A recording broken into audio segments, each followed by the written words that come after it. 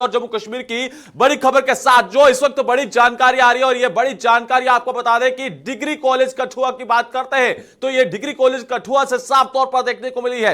और आपको बता दें कि संदिग्ध अवस्था में जो है एक डेड बॉडी जो है वो पाई गई है, और जिसको लेकर जो है एसएसपी की बात करते हैं तो स्पॉट पर पहुंचे हैं। और ये बड़ी जानकारी आपको बता दें, पुलिस इस पूरे मामले को लेकर जांच कर रही है। डिग्री कॉलेज के हॉस्टल के अंदर संदिग्ध परिस्थितियों में जो है, संदिग्ध अवस्था में जो है एक शव पाया जाता है। हालांकि इसके पीछे का कारण क्या है, इसको लेकर लगातार अब पुलिस जो है मौके पर है, घटनास्थल पर है, और इस जायजा जो है वो लेती हुई नजर आ रही है। और एसएसपी की बात करते हैं, मौके पर है और लगातार तफ्तीश जो है वो की जा रही है। और यह पूरा मामला डिग्री कॉलेज कठुआ की बात करते हैं तो ये वहां से पेश आया है, और संदिग्ध अवस्था में जो है एक छात्र को पाया गया है। और छात्र की बात करते हैं तो यह बताया जा रहा है कि 6वें सेमेस्टर का यह छात्र है, और इस वक्त बेहद परिवार को जो है झकझोर के रखने वाला एक वाकया पेश आया है। और यह मामला आपको बता दें, जिस तरह से हम आपको बताने की कोशिश कर रहे हैं कि डिग्री कॉलेज के बॉयज हॉस्टल से पेश आया है। यह तस्वीर इस वक्त जो आपको स्क्रीन पर दिखाने की कोशिश कर रहे हैं कि किस तरह से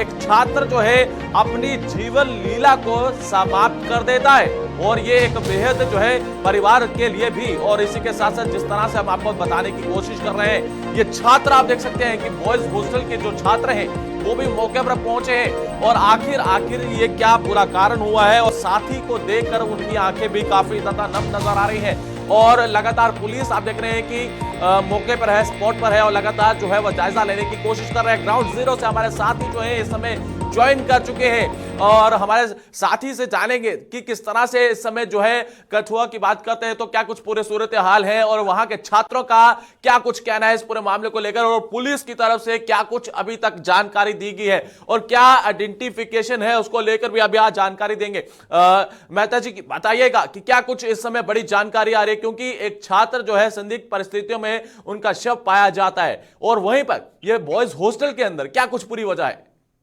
अनिल जी, आपको बताऊं कि ये जो कठुआ का गवर्नमेंट डिग्री कॉलेज का हॉस्टल है, वहां पे रहने वाला 6th सेमेस्टर का एक छात्र जिसकी पहचान अरुण कुमार के रूप में हुई है, ये बेसिकली जो बिलावर के रहने वाले हैं, लेकिन ये पठानकोट में शिफ्ट हो गए हैं। वहां से ये कठुआ के हॉस्टल में पढ़ता है, क्योंकि जो वार्डन के ने हमें बताया है, जो उसने ऑफिशियली तो नहीं हमें बाइट दिया, लेकिन उसने ऑफ द रिकॉर्ड हमें बताया कि इसके आधार कार्ड के ऊपर जो एड्रेस है वो बिलावर इलाके का है। और लेकिन ये जो लड़का है ये रहने वाला पठानकोट का है, क्योंकि पठानकोट में रहता है, और ये बिलावर एरिया से कंसर्न है। और अभी हॉस्टल में 6th सेमेस्टर का छात्र था।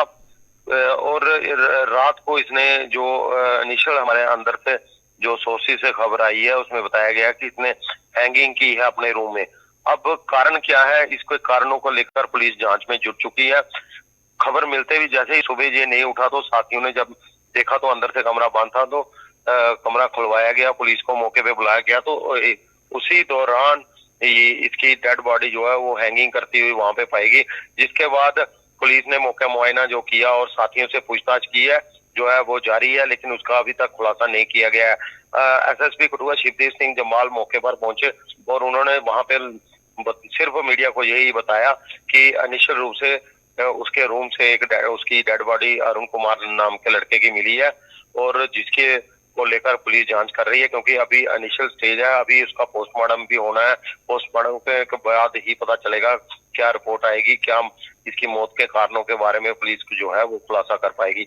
लेकिन पूरे हॉस्टल की बात करें तो अभी तक वो जो छात्र हैं वो कुछ बोल नहीं पा रहे हैं। उन्होंने कोई मीडिया से ऑफिशियली अभी तक बात नहीं की है।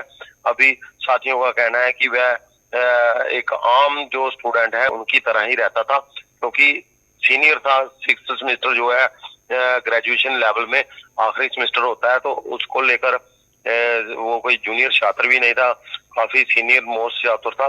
अब मौत के कारणों के बारे में पुलिस जो है अगले कुछ दिनों में के बाद ही खुलासा कर पाएगी। मैं तो जी, क्या लगता है कि इसके पीछे कोई ऐसा जरिया हो या फिर कहीं ना कहीं यहाँ पर टटोलने की कोशिश की जा रही है, और आप भी लगातार ग्राउंड जीरो पर हैं। क्या लगता है कि इसके पीछे वजह क्या रही होगी, क्या कुछ परिस्थितियां रही होंगी? क्या आपने जब छात्रों से बातचीत की है तो छात्रों का क्या कुछ कहना है? क्योंकि कल रात तो उनके साथ बैठा होगा, हॉस्टल के अंदर खाना खाया होगा, जो साथी समय पर रहते हैं, हर समय साथी जो है वह साथ में रहते हैं। क्या आखिर इतनी क्या परिस्थितियां आन पड़ी? जी, एक दो साथी जो वहाँ के हॉस्टल में रहने वाले लोग हैं, उन्होंने कहा कि ये रूटीन की तरह उसने कल शाम को भी उनके साथ खाना खाया और वो रहा और अपने कमरे में चला गया। उसके बाद उनको नहीं पता है, क्योंकि वह लोग भी अपने अपने कमरों में रहते हैं, तो इसको लेकर भी कोई ज्यादा खुलासा उन लोगों ने नहीं किया है और ना ही कुछ ज्यादा बात बता पाए हैं। आगे क्या मरने के जो उसकी मौत के कारण है उसको लेकर पुलिस जो है जांच में जुटी है। जब पुलिस अपने हिसाब से एक एक खोलकर जवाब मांगेगी और वार्डन से भी सवाल जवाब होंगे, उसके चाल चलन पर उसके मोबाइल की डिटेलें भी खंगाली जाएंगी और फिर उसके बाद ही कोई खुलासा हो पाएगा उसकी मौत के कारणों का। फिलहाल अभी तक इनिशियल रिपोर्ट है, अभी परिजन को इन्फॉर्म कर दिया गया है, लेकिन वो अभी पहुंचे नहीं है। जैसे वो पहुंचेंगे उनकी देखरेख में ये पोस्टमार्टम होगा, तो उसके बाद ही अभी तक पुलिस जो है वो मेहता जी कुछ परिवारजनक की बात करते हैं। जिस तरह से आप बता रहे हैं कि परिवार को जो है जानकारी दे दी गई है, क्या आपने संपर्क करने की कोशिश की कि परिवार तक ये जानकारी पहुंची है और उनका क्या कुछ कहना है? क्योंकि जब ये जानकारी पुलिस जो एसपी कठुआ है शिवदीप सिंह जंगमबाल, उन्होंने कहा कि अभी तक ज्यादा जानकारी उनके पास भी नहीं है, क्योंकि पुलिस इन सवालों से बच रही है। जैसे आपने सवाल किया, इस तरह के सवाल हमने भी किए कि उनके परिजनों का क्या कहना है, वो कहाँ के रहने वाले, उनके कॉन्टेक्ट नंबर के बारे में पूछा, तो वो अभी तक पुलिस जो है इन सवालों से बचती रही। चलिए मेहता जी, बहुत बहुत शुक्रिया। आप ग्राउंड जीरो पर पूरी जानकारी जुटाने की कोशिश करिएगा और भी लगातार हम आपको अपडेट करेंगे। और चलिए बहुत बहुत शुक्रिया। और आपको बता दें कि संदिग्ध परिस्थितियों में इस तरह से जो है वह शव का मिलना और कहीं ना कहीं रहस्य जो है वह खड़े करता है, क्योंकि छात्र शाम को एक साथ रहते हैं, खाना खाते हैं और उसके बाद सुबह जब ये दरवाजा नहीं खुलता है तो आस पड़ोस के जो छात्र होते हैं वो सूचित करते हैं, और जब पुलिस मौके पर पहुंचती है तो किस तरह से उनका जो है एक शरीर पाया जाता है। और इस तरह से अवस्था की बात करते हैं। और कहीं ना कहीं आप सोचिए कि आखिर क्या कुछ परिस्थितियां रही होंगी, क्या कुछ कारण रहे होंगे कि अपनी जीवन लीला को समाप्त कर देते हैं। और जिस तरह से मेहता जी जानकारी दे रहे थे, अब पुलिस इस पूरे मामले पर जुट चुकी है और परिजनों को कॉल कर दिया गया है और परिजनों की देखरेख में जो है ये पोस्टमार्टम किया जाएगा। और ये बेहद यहां पर ये देखने वाला सवाल होगा कि क्या इसके पीछे कोई जो है यहां पर साजिश तो नहीं है, या फिर इसके पीछे कोई मानसिकता तो नहीं है, या फिर कोई डिप्रेशन था, क्या कुछ कारण थे। अब परिवारजनों से भी बातचीत कहीं ना कहीं होगी तो उनका क्या कुछ कहना होगा वो लगातार हम जो है वो जुटाने की कोशिश कर रहे हैं, उसको लेकर भी हम आपको अवगत जरूर करवाएंगे। चलिए बढ़ते हैं अगली खबर की ओर, और अगली खबर की शुरुआत करना चाहेंगे जम्मू कश्मीर के हवाले से। आपको बता दें कि जम्मू कश्मीर की बात करते हैं तो जम्मू कश्मीर के प्रभारी तरुण चुग ने एक बड़ा बयान दिया है और साफ तौर पर डॉक्टर फारूक अब्दुल्ला पर निशाना साधा है। आपको बता दें कि कल आपने देखा था कि डॉक्टर फारूक अब्दुल्ला द्वारा जो है वो बयानबाजी की जा रही थी और उसी के पलटवार में अब भारतीय जनता पार्टी कूदी है और भारतीय जनता पार्टी के राष्ट्रीय महासचिव और जम्मू कश्मीर के प्रभारी तरुण चुग की बात करते हैं। उन्होंने साफ तौर पर डॉक्टर फारूक अब्दुल्ला पर जो है वो निशाना साध दिया है और उनका क्या कुछ कहना है। और इस वक्त आपको बता दें कि हमारे साथी ताबिश की बात करते हैं, उनके साथ उन्होंने खास बातचीत की और एक्सक्लूसिव इंटरव्यू आपको बताएंगे और आपको चंद सेकंड के अंदर। मगर उससे पहले ठीक आपको बता दें कि कल डॉक्टर फारूक अब्दुल्ला जो है अपने अभिभाषण में पत्रकारों को जब संबोधित करते हैं और उस बीच जो है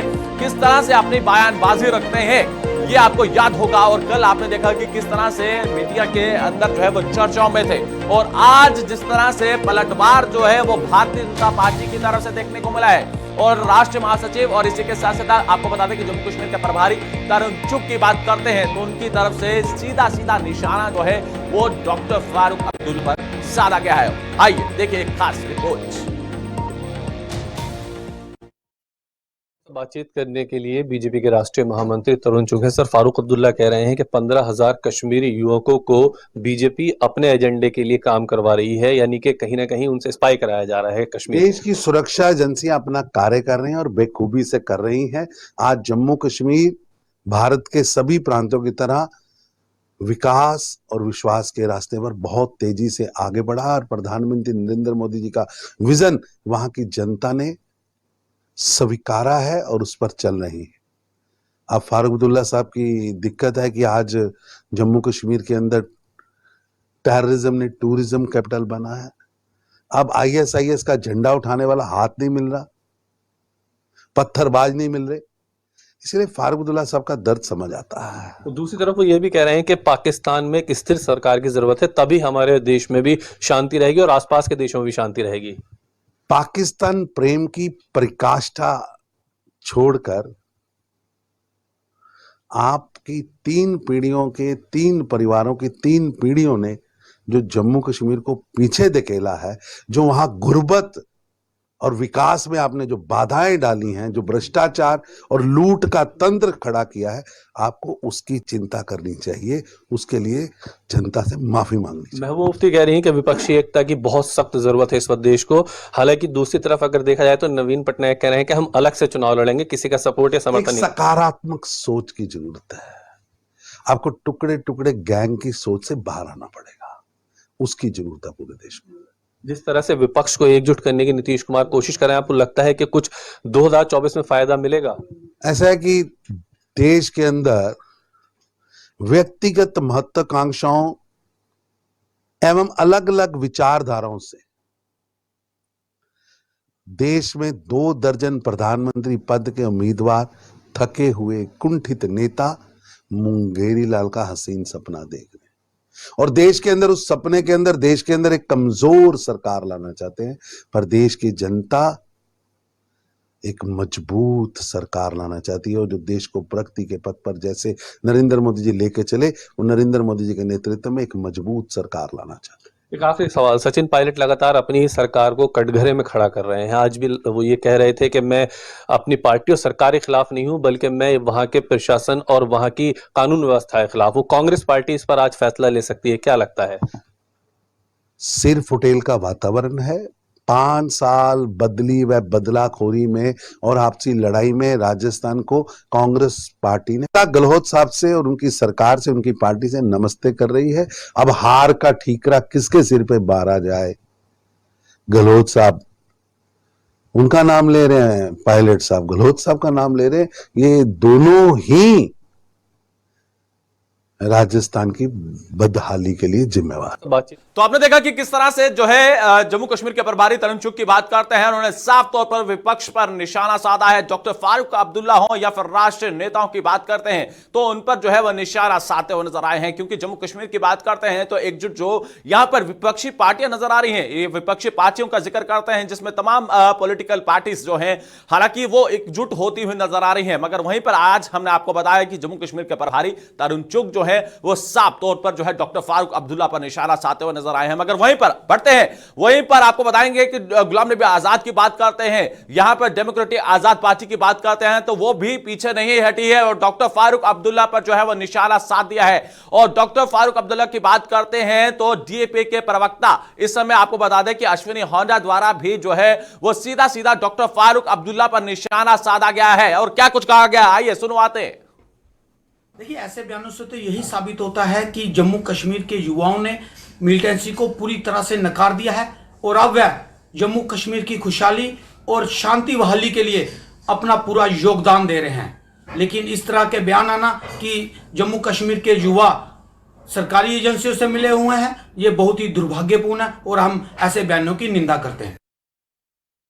तो आपने सुना कि किस तरह से यहां पर जो है DAP के नेता की बात करते हैं तो उनकी तरफ से जो है डॉक्टर फारूक अब्दुल्ला पर जो है वह निशाना साधा गया है। और इसी बीच आपने देखा कि जम्मू कश्मीर के प्रभारी तरुण चुग की बात करते हैं तो उन्होंने भी निशाना साधा, जिसके चलते अब लगातार जो है उनके बयान को लेकर जो ये कहा जा रहा है कि युवा जो है वो सुरक्षा एजेंसियों के साथ मिले हुए हैं। इस तरह की कोड कर हम आपको बताने की कोशिश कर रहे हैं कि युवाओं को किस तरह से जो है एजेंसियों के साथ मिलाने की तुलना की गई है डॉक्टर फारूक अब्दुल्ला द्वारा। हालांकि अब इस बयान के बाद से लगातार जो है अब जो नेता है वो बयानबाजियां कर रहे हैं, जिसके चलते डॉक्टर फारूक अब्दुल्ला और विपक्ष पर जो है वो पूरी तरह से निशाना साधा जा रहा है। और जिसके चलते डेमोक्रेटिक आजाद पार्टी की बात करते हैं तो वो भी कूदी है। उन्होंने साफ तौर पर जो है गुलाम नबी आजाद की बात करते हैं तो जिस तरह से उनकी पार्टी के नेताओं की बात करते हैं, तो उनके प्रवक्ताओं की बात करते हैं, तो उन्होंने साफ तौर पर डॉक्टर फारूक अब्दुल्ला पर ही निशाना साध दिया है कि उन्होंने कहा कि ये बेबुनियादी जो है ये बयानबाजियां जो है डॉक्टर फारूक अब्दुल्ला जी की तरफ से की जाती हैं। चलिए बढ़ते हैं अगली खबर की ओर और अगली खबर की शुरुआत करना चाहेंगे द केरला स्टोरीज को लेकर।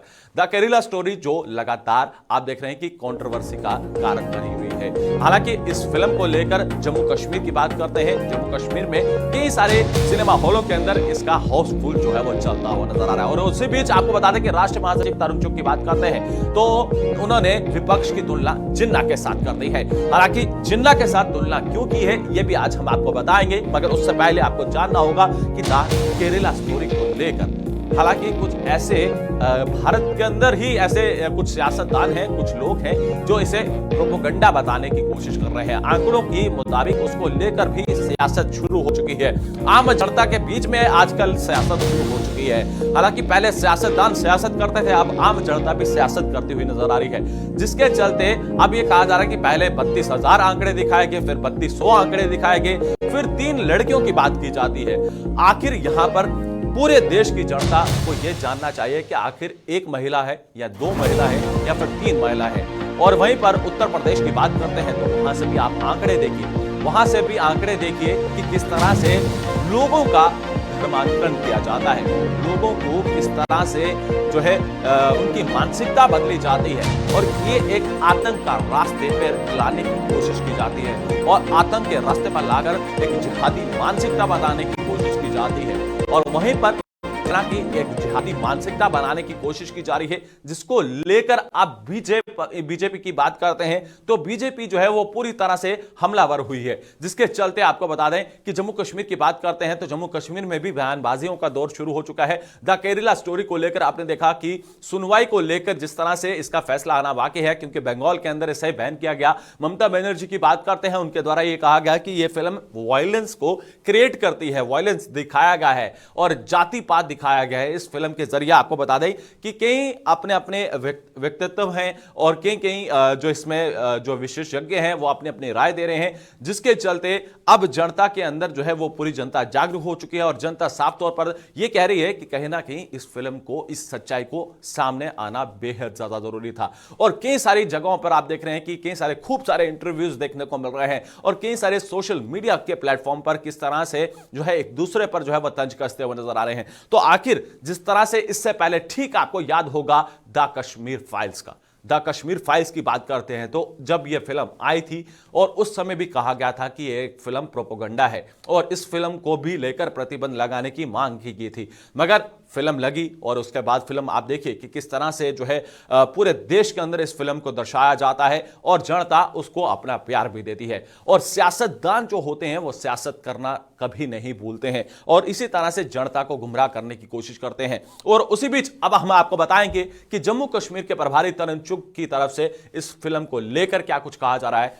आइए सुनवाते हैं।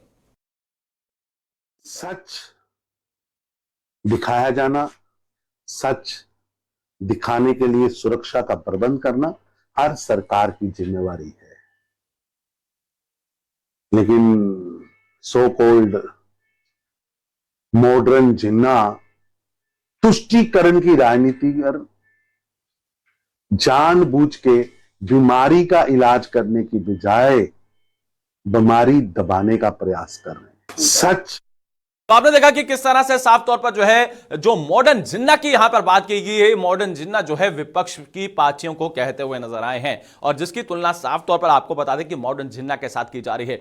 अगर आपको बीमारी होती है तो आप उसका इलाज जो है वो दवाई के साथ करते हैं, मगर यहीं पर इस बीमारी को दबाने की कोशिश की जा रही है और राहत लेने की कोशिश कहीं ना कहीं जिस तरह से आप डॉक्टर के पास जाते हैं और एक राहत मिलती है, मगर उसी बीच जो है यहां पर कुछ ऐसे सियासतदान है भारत के अंदर और इस बीमारी को दबाने की कोशिश कर रहे हैं। रहे हैं। और पिछले काफी समय से अगर हम बात करते हैं, पिछले 30 से 40 वर्षों की बात करते हैं, तो इसी तरह से इस बीमारी को दबाने की कोशिश की है और जिसके चलते ये आंकड़ों में पूरे भारत के अंदर वृद्धि हुई है। सीरिया की बात करते हैं, किस तरह से वहां ले जाया जाता है और उन्हें आतंक का पाठ पढ़ाया जाता है। ISIS की बात करते हैं तो उसकी पूरी एक साजिश जो नेक्सस भारत के अंदर चलाने की कोशिश की जाती है, तो उसको लेकर यह फिल्म जो है वो दर्शाई गई है। और आप अपने अपने रिव्यूज जो है वो साफ तौर पर सोशल मीडिया के प्लेटफॉर्म पर दे रहे हैं, मगर अब जड़ता को जागरूक होना होगा और आपको अपने आस पड़ोस में पूरी तरह से अपना ध्यान रखना होगा, क्योंकि आपके आस पड़ोस भी इसी तरह की कुछ मानसिकता के लोग होंगे। जो सो कॉल्ड लोग होते हैं, उनसे बच के रहने की जरूरत है। चलिए, वक्त हो चुका है इजाजत लेने का। मुझे और मेरी पूरी टीम को दीजिएगा इजाजत। नमस्कार।